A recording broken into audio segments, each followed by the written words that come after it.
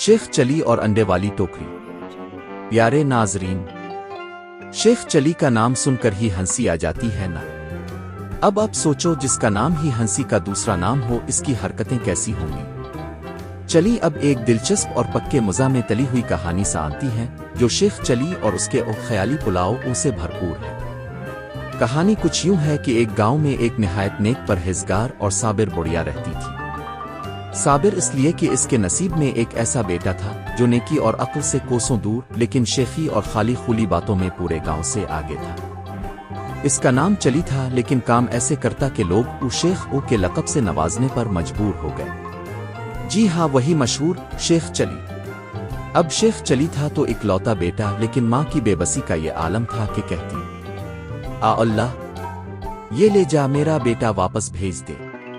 शेख चली का मशगला ना खेती बाड़ी, ना नौकरी, ना तिजारत, ना तालीम, बस हर वक्त बैठकर ख्याली पुलाव पकाना। जब देखो गांव के किसी कोने में 2-4 बंदे इकट्ठे बैठे हैं, फौरन जा घुसता और ऐसे शुरू हो जाता जैसे कॉन्फ्रेंस का मेहमान खुसूसी हो। भाइयों, एक दिन मैंने शेर के बच्चे को चमकार कर वापस जंगल भेजा। फिर एक बार बादशाह सलामत मुझे वजीर बनाने लगे थे, लेकिन मैंने इनकार कर दिया कि मैं आजाद रहूं।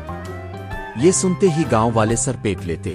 ओहो, फिर शुरू हो गया ख्यालात का तेज तूफान। इसी वजह से पूरे गांव ने इसका नाम रख दिया शेख चली, बातों का बादशाह, अमल का भूखा। मौत की तैयारी और कब्र में पिकनिक। एक दिन गांव का एक बुजुर्ग तंग आकर बोला, शेख साहिब, ये दुनिया फानी है, आपका वक्त करीब है, 1 हफ्ते बाद आप कोच कर जाएंगे, तैयारी शुरू करें। अब जनाब, जितना कम दिमाग या इतना ज्यादा यकीन।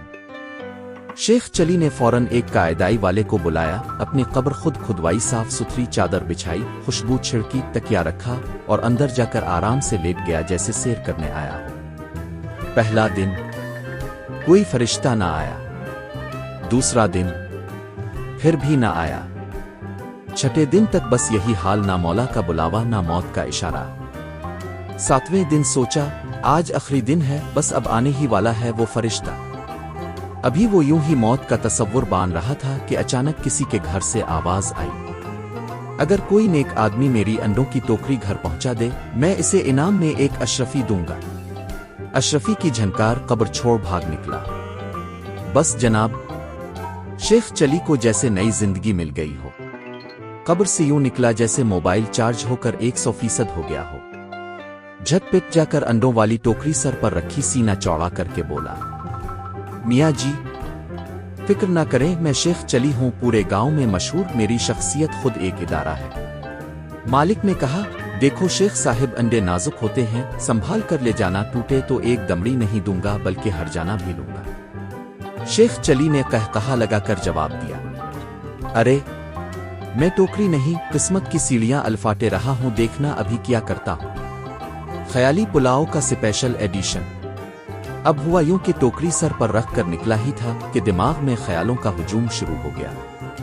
एक अशरफी मिलेगी, इससे एक मुर्गी लूंगा, मुर्गी अंडे देगी, अंडे बीच कर बिक्री खरीदूंगा, बिक्री के बच्चे होंगे, उन्हें बीच कर गाय लूंगा, गाय दूध देगी, मेरे बच्चे दूध मांगेंगे, मैं कहूंगा ये लो दूध।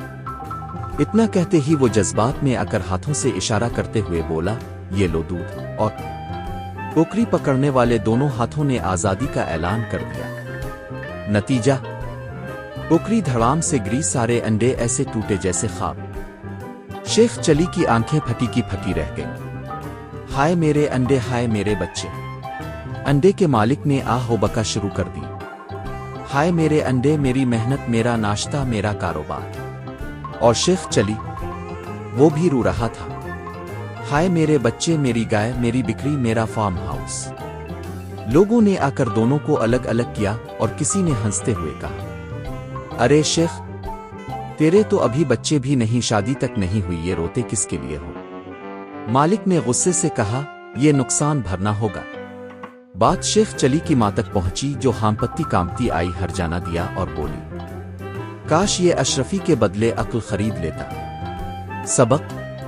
प्यारे नाजरीन, शेखी बघारने से कुछ नहीं मिलता, अमल से ही कामयाबी मिलती है। اور جو ہاتھوں میں ٹوکری ہو وہ خوابوں میں دودھ بانٹنے نہ نکلے۔